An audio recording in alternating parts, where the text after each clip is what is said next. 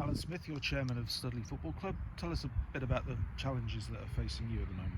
Well, obviously with the decision that's just been made to make our season null and void, we're very annoyed, to be honest.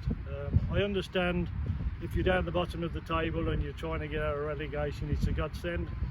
But we're at the other side of the coin. We're at top of the table all by the shouting. We're lying third in the league. On the points per game average, we would have ended up second and got promoted and guaranteed into the FA Cup. We do not understand why we've spent £30,000 plus over the season, and suddenly all the games that we've played, the time we've spent, the effort that we've put in for the games we played, to make them null and void seems to us the wrong decision. We understand we've got a major problem with the virus, and we understand that completely. The rugby side, they have just decided that they are going to go on points per game, which again to me seems a fair system. We are obviously amongst our lower tier clubs, we are getting together and we're going to try and get the FA to overturn the decision. Whether we succeed or not, we don't know. We will be very disappointed if we don't get it done, but we can only try. And just explain your solution again to this. So my idea is the points per game. On average, the games you played over the season, the average points that you've got per game, times that by the full season, and that gives you a figure. We'd have come second to Leicester Road by a fair way, to be honest, because Leicester Road have had a fabulous season, but we'd have definitely come second. As it was when we finished playing, we were lying third with 4 games in hand over the second cup. So again, we were pretty certain on getting into the top 4, which would have given us promotion this season, and we'd have gone back into the Premiership of the Midland League. And how long's the club been going? Since 1980 something. I've been here for about 7 years.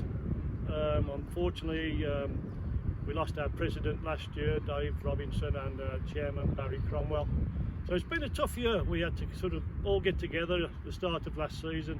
We've got a good team in now, we've got a good squad, we've got a good manager and his assistants, Johnny Edwards and Bunny.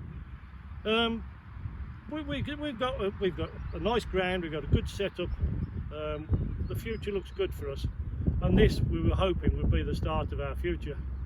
And now it seems as though we're going to have the carpet pulled from under our feet. But there seems to be a good future ahead. I understand Solihull Moors have bought the grounds, and you'll be hopefully working with them in the future. That's right. Solihull Moors have bought this as their training ground, and we've been in negotiation with them to keep the ground for us to use on a Saturday, which they've agreed to.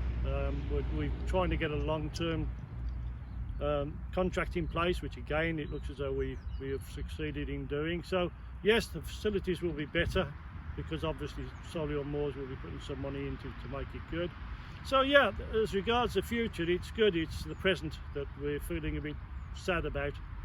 As I say, this was supposed to be our first foot on the rung to start climbing up the ladder, and unfortunately it's not in our hands now. We're very disappointed. We will be, but we understand what's happened. I know in the scheme of things football isn't the major thing, but you know, to a lot of guys, football is be all and end all, I'm afraid. It either makes you happy, it makes you sad, but obviously the main thing is the people who are suffering at the moment with the virus, etc. We all obviously hope they come out of it healthy.